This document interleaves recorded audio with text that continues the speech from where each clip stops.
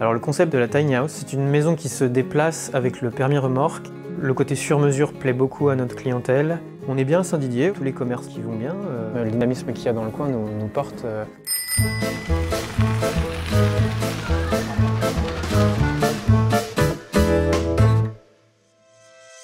Je m'appelle Sébastien Clorec, j'ai 32 ans et je suis cofondateur de la société Atelier Débranché avec mon associé Guillaume Gilbert.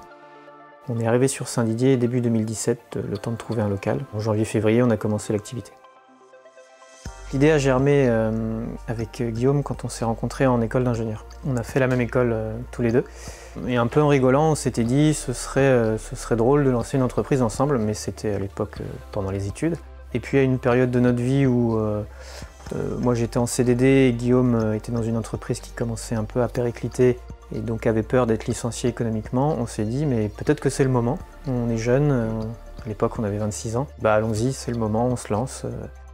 Alors on n'avait pas le concept, on savait qu'on voulait mettre en avant le matériau bois parce que c'était les études que l'on avait faites. On est tous les deux ingénieurs bois, on a fait l'école supérieure du bois à Nantes. Et par hasard, donc à partir du moment où on a décidé de se lancer, on a découvert le concept de la tiny house. Et là on s'est dit c'est génial, il faut absolument qu'on se lance, quoi. Alors le concept de la tiny house, c'est de conserver l'espace utile d'une maison et son confort, mais le tout réduit en termes de surface et mobile sur une remorque. Ce sont des vraies maisons, juste des maisons avec une superficie plus faible que des maisons traditionnelles, mais avec le confort et l'espace utile d'une maison traditionnelle. Alors c'est une maison qui se déplace avec le permis remorque et un véhicule adapté capable de tracter 3,5 tonnes. Donc c'est à cheval entre un concept on va dire plus mobile-home, là qui nécessite un convoi exceptionnel, et la caravane qui elle est beaucoup plus mobile. Et donc ça reste relativement transportable pour un particulier. En fait ici on a 600 mètres carrés d'atelier couvert. Pour nous, c'est hyper important parce que si on est amené à faire plusieurs tiny house en même temps, on a besoin de beaucoup d'espace. Et puis on a besoin aussi de beaucoup d'espace pour stocker les matériaux. Et encore plus en cette période avec le Covid où on fait énormément d'avance. On achète les matériaux en avance. Beaucoup plus qu'avant, on les stocke et donc il nous faut de la place. On a plusieurs postes définis, on va dire, dans l'atelier. L'idée c'était surtout d'utiliser le pont roulant qui est au-dessus ici pour pouvoir lever les murs. Donc on fabrique les murs à plat sur les deux grandes tables qui sont ici. Et puis grâce au pont roulant, on n'a pas besoin de tout porter à la main. Là on a deux tiny house en cours de construction, oui, tout à fait. Celle-ci, l'intérieur est en cours, l'extérieur est pas du tout fait pour l'instant. Le tiny house est un peu plus avancé. En général, on essaye d'en finir une avant d'en attaquer une autre. Ça arrive qu'on en fasse deux en même temps, mais il y en aura toujours une de finie avant l'autre, en tout cas.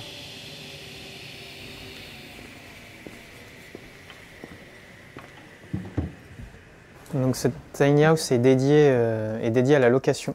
Donc c'est une tiny house avec un espace couchage assez grand, avec deux grandes ouvertures pour voir sur l'extérieur, notamment le matin au réveil. Il y a un plan de travail de cuisine juste à côté.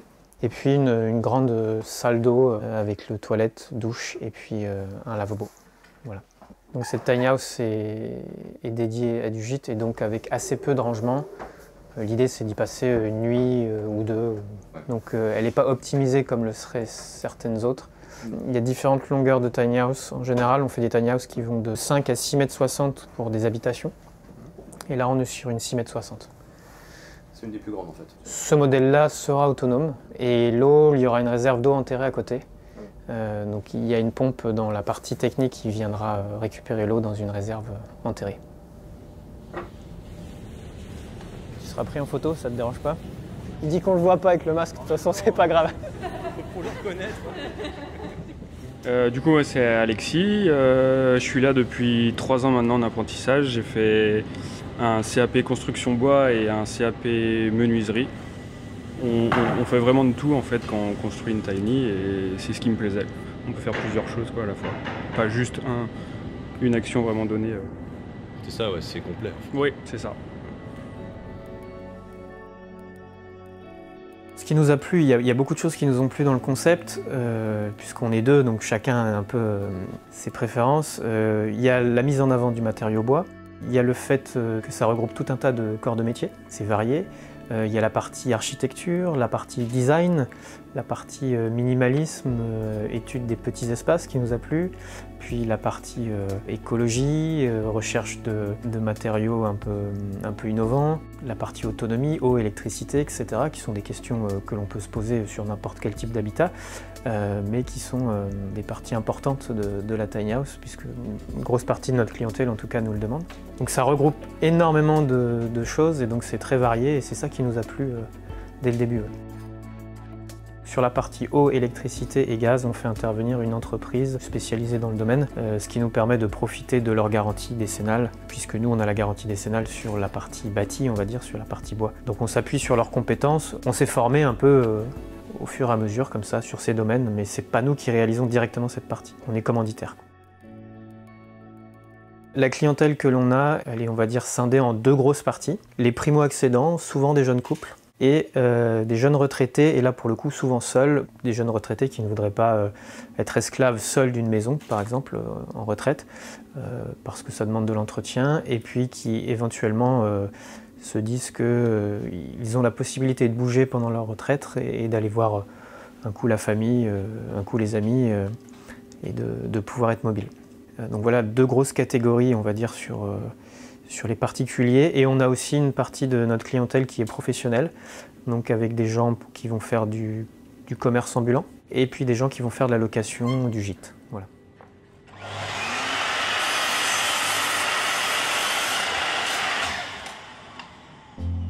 À chaque fois qu'on démarre un projet, on fait ce qu'on appelle une pré-étude, un peu comme fonctionne un cabinet d'architecture. Et c'est à ce moment-là qu'on dessine en 3 dimensions la tiny house, avec l'aspect final, les coloris, etc. On décide du choix des matériaux avec le client et on édite à ce moment-là un devis détaillé. Sur une année, nous fabriquons entre 5 et 6 tiny house. En fait, une tiny house, c'est 2 mois et demi, 3 mois de travail, surtout quand elles sont complètes et qu'à l'intérieur, on fait beaucoup de choses. 5-6 tiny house par an, pour le nombre qu'on est, c'est une belle activité. Ouais. Donc là actuellement on est 3, donc on a Alexis avec nous en apprentissage, et l'avenir ce serait éventuellement un apprenti de plus ou peut-être à un moment donné un salarié en plus. On a une visibilité en termes de travail d'une année devant nous. Si ça dépassait 1 an et demi, ou là éventuellement on embaucherait, là on est en réflexion avec mon associé. Le dynamisme qu'il y a dans le coin nous porte. La zone artisanale qui est juste derrière, où il y a Artipole, est assez dynamique. Donc on a accès à des fournisseurs à proximité de chez nous. La majorité de nos fournitures viennent de là, donc c'est assez exceptionnel d'être dans une petite commune et d'avoir accès à un fournisseur aussi important. Le dynamisme de la zone a un impact et positif en tout cas sur notre activité. Ouais. Moi j'habite Saint-Didier, oui. J'ai choisi au plus simple en me disant que ne pas être dans les bouchons le matin serait une bonne chose. On est bien à Saint-Didier, oui. En fait il y a tous les commerces qui vont bien. On a un proxy, un charcutier à côté, une boulangerie. C'est toujours plaisant d'avoir un commerce de proximité chez qui on peut aller après le boulot faire ses courses sans faire un quart d'heure de voiture. Donc on est à proximité de tout. On n'est pas trop loin de Rennes, tout en pouvant profiter des communes autour. Donc l'avantage de Saint-Didier.